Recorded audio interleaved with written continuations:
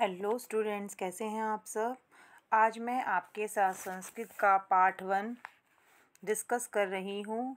पुस्तक का नाम है ज्ञान दीपिका संस्कृत पाठमाला कार्यपत्रिका सहित। ये मैं आपको पढ़ा रही हूँ, ये देख लीजिए आप। ये मेरा बेटा ना महाराज अग्रसेन पब्लिक स्कूल अशोक विहार में पढ़ता है, दिल्ली में।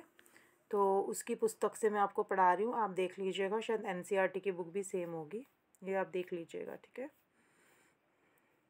अब मैं आज आपको पढ़ा रही हूँ संस्कृत वर्णमाला, ठीक है स्टूडेंट्स।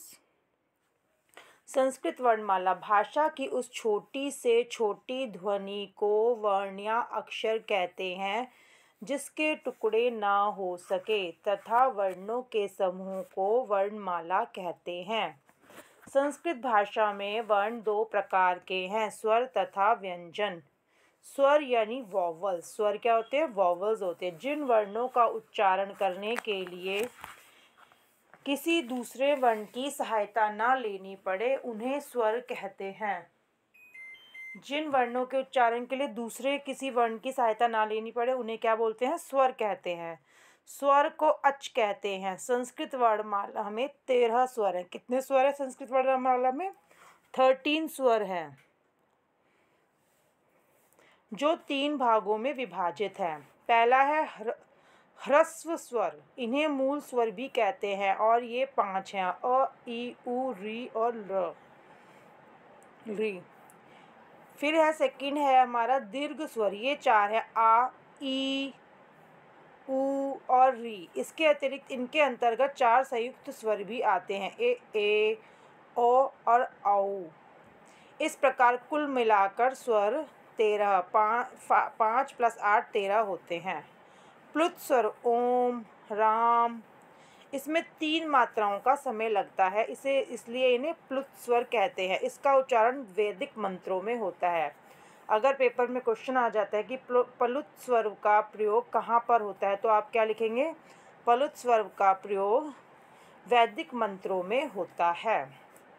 दूसरा है हमारा व्यंजन, कंसोनेंट्स। जिन वर्णों का उच्चारण करने के लिए हमें स्वरों की सहायता लेनी पड़ती है उन्हें व्यंजन यानी कंसोनेंट्स कहते हैं। व्यंजनों की संख्या कितनी होती है? 33 होती है।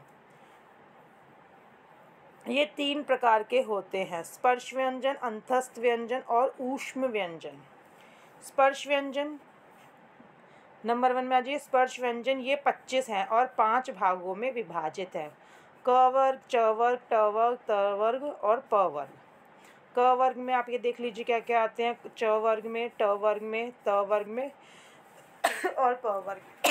ये सब तो हम इजीली आप कर लेंगे। अंतस्थ व्यंजन ये 4 हैं, य, र, ल, व। ऊष्म व्यंजन कौन से होते हैं? ये भी 4 है, श, श, स, ह। इस प्रकार कर कुल मिलाकर संस्कृत वर्णमाला में 46 इज इक्वल टू 5 + 8, 5 + 8 + 25 + 4 + 4 वर्ण है। सभी व्यंजन मूल रूप से हलंत होते हैं। अच्छा, संस्कृत लिखने का एक तरीका होता है, इसके नीचे हम हलंत लगाते हैं, ठीक है। वास्तव में इनका अपना स्वरूप प्रत्येक व्यंजन के नीचे हलंत यानी तिरछी लकीर लगाने से स्पष्ट होता है। जैसे क के नीचे हलंत लगा दिया हमने, च, त आदि।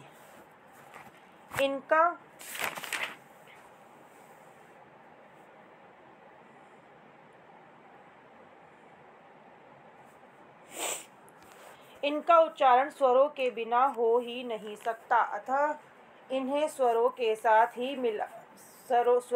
साथ स्वर मिलाकर ही लिखा जाता है। स्वर मिला देने से इनका हलंत हटा दिया जाता है या उसका लोप हो जाता है। लोप हो जाता है यानी फिनिश हो जाता है, ख़त्म हो जाता है। जैसे क है हलंत वाला, उसको अगर हम अ के साथ मिला देंगे तो क्या हो जाएगा, क। ई है हमारा हलंत वाला, सॉरी, क है हम क जमा अ, क। हलंत वाला क जमा में ई, की।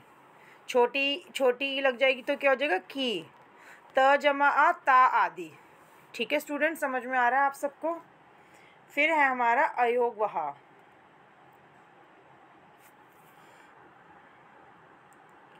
अयोगवाह। अयोगवाह ना तो स्वर होते हैं और ना ही वो व्यंजन होते हैं। इन्हें स्वरों तथा व्यंजनों के साथ जोड़कर लिखा जाता है। ये दो प्रकार के होते हैं, अनुस्वार यानी ऊपर बिंदी आती है, विसर्ग यानी दो पीछे डॉट्स आते हैं। ठीक है। संयुक्त व्यंजन, जब दो व्यंजन बिना स्वर को मिलाकर एक कर दिए जाते हैं, जब वे संयुक्त व्यंजन कहलाते हैं। ठीक है। जैसे त जम र जम अ, त्र त्र त, त के नीचे हलन प्लस र के नीचे हलन प्लस अ, तो ये क्या हो जाएगा? त्र त्रह नहीं होगा, त्र। जैसे पत्र, मित्र आदि। अब क जम श जम अ, क्ष क्ष, कक्षा वाला क्ष।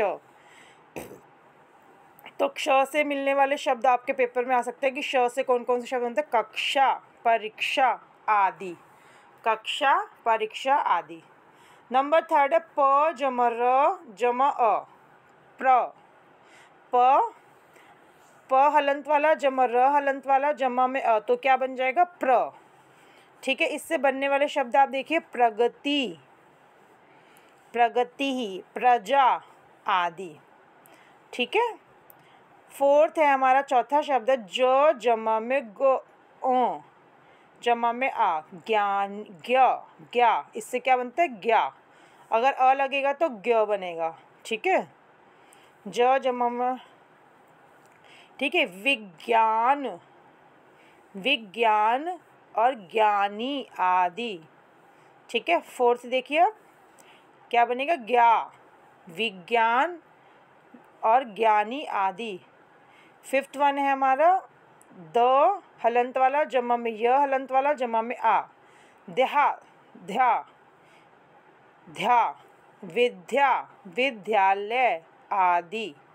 फिर नेक्स्ट है हमारा वर्ण संयोजन। वर्णों के मेल से शब्द बनते हैं, अर्थात वर्णों को जोड़कर लिखना। इस प्रक्रिया को वर्ण संयोजन कहते हैं। जैसे ल हलंत वाला जमा में अ, जमा में त, जमा में आ, लता। न जमा में अ, न। र जमा में अ, र, नर। र जमा में आ क्या हो जाएगा? रा। ज जमा में आ क्या हो जाएगा? ज। और न, राजन। न के साथ अ नहीं आया लास्ट में, देखिए आप 3rd में, तो क्या हो जाएगा? राजन। न के नीचे हलंत आएगा। यही छात्र यह भी समझ ले कि शब्द के अंत में जो भी अक्षर होता है वह शब्द उसी के नाम से जाना जाता है। उदाहरण के लिए नर शब्द के अंत में अ है, अतः ये अकारांत कहलाएगा। ठीक है। लता शब्द के अंत में आ है, अतः ये आकारांत कहलाएगा। पहले में अ था, दूसरे में आ था, आ है। मुनि शब्द के अंत में ई है, अतः ये इक्रांत कहलाएगा। ठीक है। साधु शब्द के अंत में ऊ है, अतः ये उक्रांत कहलाएगा। राजन शब्द के अंत में न या व्यंजन है, अतः ये नक्रांत या व्यंजनांत कहलाएगा। ठीक है स्टूडेंट्स। वर्ण विच्छेद। अब हम नेक्स्ट क्या करेंगे? पहले हमने करा वर्ण संयोजन, फिर अब हम करेंगे वर्ण विच्छेद। पहले तो हमने वर्णों को जोड़ना सीखा है, अब हम सीखेंगे वर्ण विच्छेद करना। ठीक है स्टूडेंट्स। वर्ण विच्छेद, शब्दों के वर्णों को अलग अलग करके लिखना वर्ण विच्छेद कहलाता है। शब्दों के जो वर्ण होते हैं उनको अलग अलग करके लिखना वर्ण विच्छेद कहलाता है। वर्ण संयोजन क्या होता है? वर्णों को जोड़कर लिखना, संयोजन। ठीक है। वर्ण संयोजन, वर्णों को जोड़कर लिखना। वर्ण विच्छेद, हमें पूरा वर्ड दिया गया है, हमें उसको विच्छेद करके लिखना है, अक्षर उसके तोड़ के लिखने हैं। शब्दों के वर्णों को अलग अलग करके लिखना वर्ण विच्छेद कहलाता है। जैसे वाच इज इक्वल टू व जमा में आ, वा जमा में च, वाच।